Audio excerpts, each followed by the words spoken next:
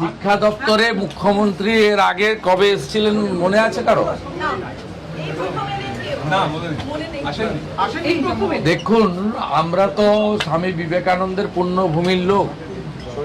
তিনি বলে গেছেন শিক্ষা গ্রহণ না করলে মানুষের যে পরিপূর্ণ যে অন্তর্নিহিত লুক্কায়িত প্রতিভা সেটা সম্পূর্ণ হয় না, বৃত্ত।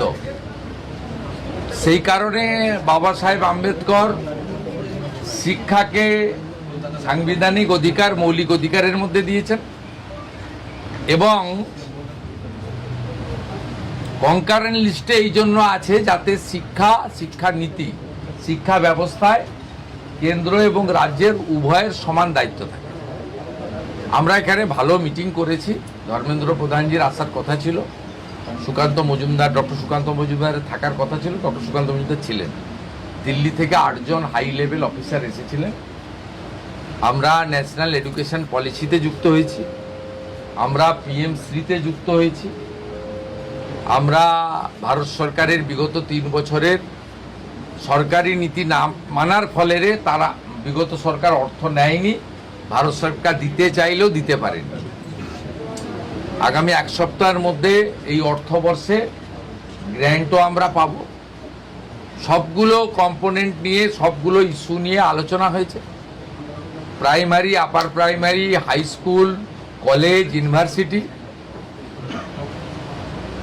বিদ্যার্থী অর্থাৎ ছাত্রছাত্রীদের কিভাবে আধুনিক শিক্ষা দেওয়া যায়, বেসরকারি শিক্ষা ব্যবস্থার উপর যাতে নির্ভরশীল না হয়, কি করে ছাত্র শিক্ষক শিক্ষিকার রেশিও ঠিক রাখা যায়, কি করে শিক্ষক অধ্যাপক নিয়োগকে রাজনীতিমুক্ত করে অত্যন্ত পরিচ্ছন্নতার সঙ্গে মেধার ভিত্তিতে নিয়োগ করা যায়, বিশেষ করে বিদ্যা মন্দিরগুলোকে কি করে আধুনিক মানের করা যায়, সব পয়েন্ট নিয়ে ইন ডিটেলসে আলোচনা হয়েছে। ইমিডিয়েট যেটা বিদ্যালয়গুলো পাবে, অর্থাৎ প্রাইমারি, আপার প্রাইমারি, হাই স্কুলের ক্ষেত্রে কম্পোজিট গ্র্যান্ট, যেটা 3 বছর ধরে তারা পায়নি আগের সরকারের ভুল নীতির জন্য। আমরা 81,000 বিদ্যালয় টার্গেট নিয়েছি।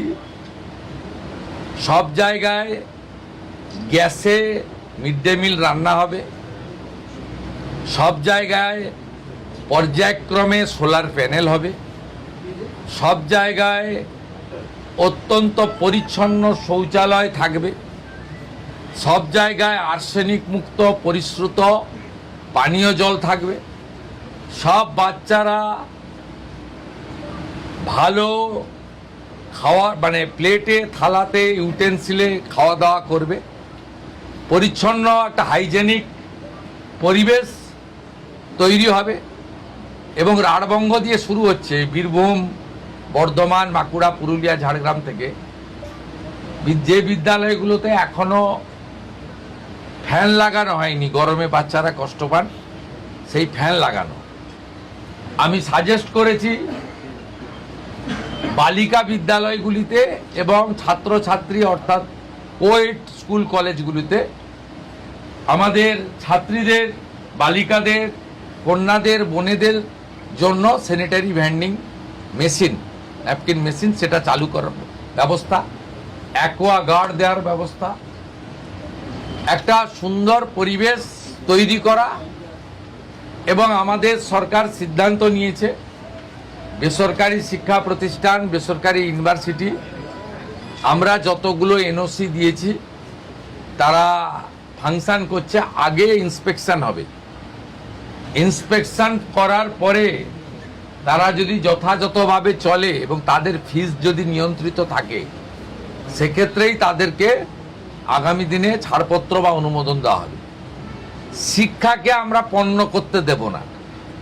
আর ন্যাশনাল এডুকেশন পলিসির অন্তর্গত এই শিক্ষাকে আমরা উচ্চমানের শিক্ষায় নিয়ে যাব এবং শিক্ষার যে নতুন আইন আছে তাকেও চেঞ্জ করার জন্য শিক্ষামন্ত্রীকে বলেছি, আমি প্রধান সচিবকে নিয়ে যত তাড়াতাড়ি সম্ভব বিধানসভার আগামী অধিবেশনে বিল আনতে, যাতে গার্ডিয়ানদের মধ্য থেকেই আগামী দিনে বিদ্যালয় পরিচালনার জন্য চেয়ারম্যান অথবা ভাইস চেয়ারম্যান দায়িত্ব গার্ডিয়ানের ভারতবর্ষের সব রাজ্যে আছে, 21টা বিজেপি এনডিএ রুল স্টেটে আছে।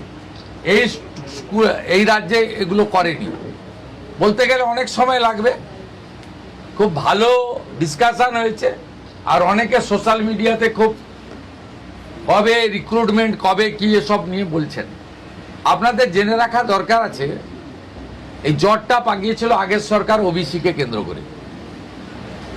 আমরা কি করেছি, আমরা ওবিসির যে ভুল নীতি ছিল বিগত সরকারের, বিধানসভায় আইন এনে ওবিসিটাকে আমরা প্রথম ঠিক করেছি।